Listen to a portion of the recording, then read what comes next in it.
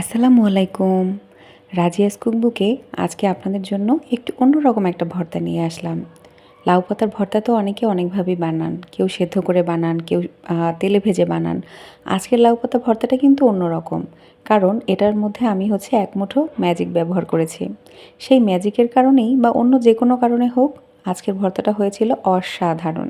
তো এই ভর্তা যেদিন বানাবেন সেদিন কিন্তু হাঁড়িতে একটু ভাত বাড়িয়ে রান্না করবেন। নয়তো দেখা যাবে খাওয়ার সময় ভাতই কম পড়ে যাবে। আচ্ছা, রান্নাটা শুরু করে দিয়েছি কিন্তু কথা বলতে বলতে।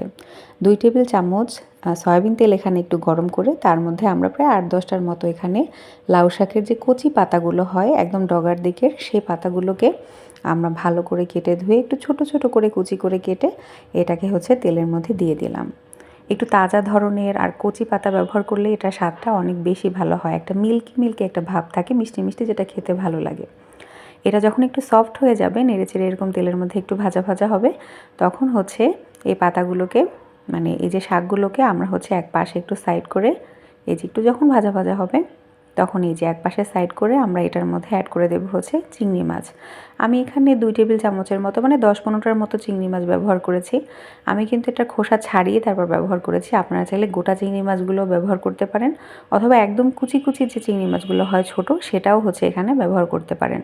আর চাইলে কিন্তু চিংড়ি মাছ ছাড়াও ভর্তাটা করতে পারেন, সেটাও কিন্তু মজা হয়। তো চিংড়ি মাছ দিলে স্বাভাবিকভাবেই যে কোনো জিনিসের স্বাদ বেড়ে যায়, এটার স্বাদও অনেকটা বেড়ে যায় চিংড়ি মাছের কারণে। এই যে তার সাথে অ্যাড করে দিলাম খুব সামান্য একটু লবণ, মানে চিংড়ি মাছের জন্য যতটুকু লবণ দরকার হয় সেই অনুযায়ী খুব সামান্য একটু লবণ দিয়ে তার মধ্যে এই মাছ আর শাক একটু ভালো করে নেড়েচেড়ে আমরা একটু ভেজে নেব। চিংড়ি মাছ কিন্তু রান্না হতে খুব বেশি সময় লাগে না, তো জাস্ট কোনো রকম একটু সটে করে পাশে রেখে দিলেই এটা কিন্তু কুক হতে থাকবে। আচ্ছা, এই পাশে আমরা এখন ৩টা শুকনো মরিচ নিয়েছি, সেই শুকনো মরিচগুলোও আমরা একটু টেলে নেব। আর চিংড়ি মাছ আর শাক যেহেতু পাশে আছে, ওটাও কিন্তু কুক হতে থাকবে। এই যে চিংড়ি মাছগুলোকে সাইড করে আমরা শুকনো মরিচগুলোকে একটু ভালো করে ভেজে নিচ্ছি। মাঝে মাঝে এটাও নেড়ে দিতে হবে, নয়তো দেখা যায় নিচ থেকে একদম পুড়ে যেতে পারে।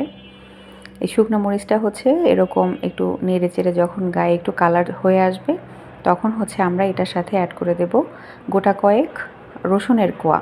এই যে এখানে বড় যে রসুনগুলো হয়, আমি প্রায় ৬-৭টা কোয়ার মতো এখানে ব্যবহার করেছি।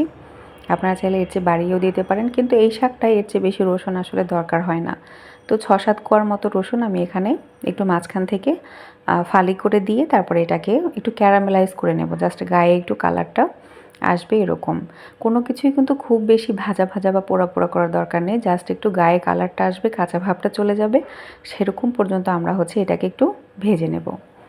ভর্তা কিন্তু অনেক সাধারণ ব্যাপার হলেও এটা খেতে যেহেতু অসাধারণ, আর বানানোটাও কিন্তু অনেকটা, আমি বলবো, আমি মনে করি যে অনেক দক্ষ হাত না হলে ভর্তা কিন্তু মজা হয় না। আচ্ছা, এর মধ্যে এখন অ্যাড করে দিলাম প্রায় মিডিয়াম সাইজের 3টা পেঁয়াজ, একটু বড় কিউব কিউব করে আমি কেটেছি। এরকম বড় করে কাটলে হয় কি, আমরা যখন এটাকে এখন যখন ভাজবো, তখন এটা জাস্ট উপর থেকে ক্যারামেলাইজ হবে, ভেতরটা কিন্তু সফট থাকবে। আর আমরা যখন ভর্তাটা বাটবো, তখন এটা একটু মিষ্টি মিষ্টি একটা ভাব আনবে। যেটা কুচি করে দিলে একদম ভাজা ভাজা হয়ে যায়, ওটার ফ্লেভারটা অন্যরকম হয়। কিন্তু এই কিউব করে দিলে আমার কাছে এটার স্বাদটা বেশি ভালো লাগে। এই যে পেঁয়াজটা দিয়ে আমরা একটু ভালো করে নেড়েচেড়ে, যেন পেঁয়াজের গায়ে একটু কালার আসে, সেরকমভাবে আমরা এটাকে নেড়েচেড়ে একটু ভেজে নেব। আচ্ছা, যা বলছিলাম যে ভর্তাটা কিন্তু আসলে অনেক ছোট ছোট ট্রিক্সের কারণে খুব মজা হয়। একটা ভর্তাই দেখা যায় এক একজনের হাতে এক এক রকম হয়। এই যে নামানোর ঠিক আগে আমরা দিয়ে দিলাম ১ মুঠো ম্যাজিক। ওই যে প্রথমে বলেছিলাম ১ মুঠো ম্যাজিক ব্যবহার করেছি। এটা ১ মুঠো ধনিয়া পাতা। এটা কিন্তু আপনারা অবশ্যই ব্যবহার করবেন, স্কিপ করবেন না, কারণ এটার কারণে এই ভর্তাটার একটা অন্যরকম স্বাদ চলে আসে। এত সুন্দর একটা ঘ্রাণ হয় যখন আপনারা এই পাতাটা এখানে ব্যবহার করবেন। এই নাড়ার সময় আমার মানে পুরো রান্নাঘর একদম সুঘ্রাণে ভরে গিয়েছিল, আলহামদুলিল্লাহ।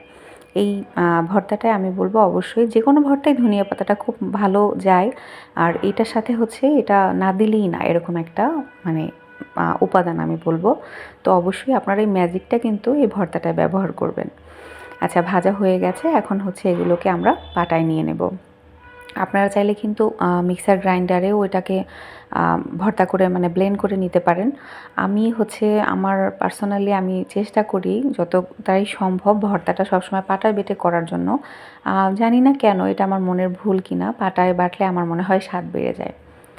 আচ্ছা, এখন হচ্ছে এই যে মরিচের যে বোটাগুলো ছিল সেগুলো ফেলে দিয়েছি, আর খুব সামান্য একটু লবণ নিয়ে এখন মরিচগুলোকে আমরা বেটে নেব। এই যে প্রথমে হচ্ছে মরিচগুলো বেটে নিলে দেখা যায় পরবর্তীতে এটা আর বাটার সময় আস্তে আস্তে থাকবে না, একটু জাস্ট প্রথমে একটু বেটে এটাকে ভেঙে নিয়ে তারপরে হচ্ছে আমরা সবগুলোকে আবার একসাথে বেটে নেব। এই যে মরিচটা হচ্ছে আমাদের কিন্তু দেখুন বাটা হয়ে গেছে। এখন পুরো মানে যে ভর্তার যে উপকরণগুলো আছে পুরোটাই হচ্ছে আমরা একসাথে বেটে নেব। এই যে একটু সময় নিয়ে হচ্ছে আপনারা ভর্তা কিন্তু আদৌ মানে যে কোনো রান্নাই কিন্তু একটু ভালোবাসা, একটু সময় এগুলো দিয়ে করলে কিন্তু রান্নাটা খেতে এমনিতেই মজা হয়। আর ভর্তা হচ্ছে এমনই একটা জিনিস যেটা বানানোটাও হচ্ছে অনেক, আমি বলবো যে সময়ের ব্যাপার। আর যেহেতু অনেক ধৈর্য নিয়ে এটা করতে হয়, তো একটু ধৈর্য সহকারেই হচ্ছে আপনারা সময় নিয়ে জিনিসটাকে একটু ভালো করে যদি পাটায় বেটে নিতে পারেন, তাহলে কিন্তু একদম 100তে 100 স্বাদ আপনারা উপভোগ করতে পারবেন। এই যে কথা বলতে বলতে হচ্ছে আমাদের ভর্তা বাটা কিন্তু হয়ে গেল। আমরা হচ্ছে শেষ পর্যায়ে অ্যাড করে দেব খুব সামান্য একটু সরিষার তেল। এটা হচ্ছে মানে ভর্তার একটা স্বাদ বৃদ্ধি করে, সরিষার তেলের একটা ঘ্রাণ, টেস্ট।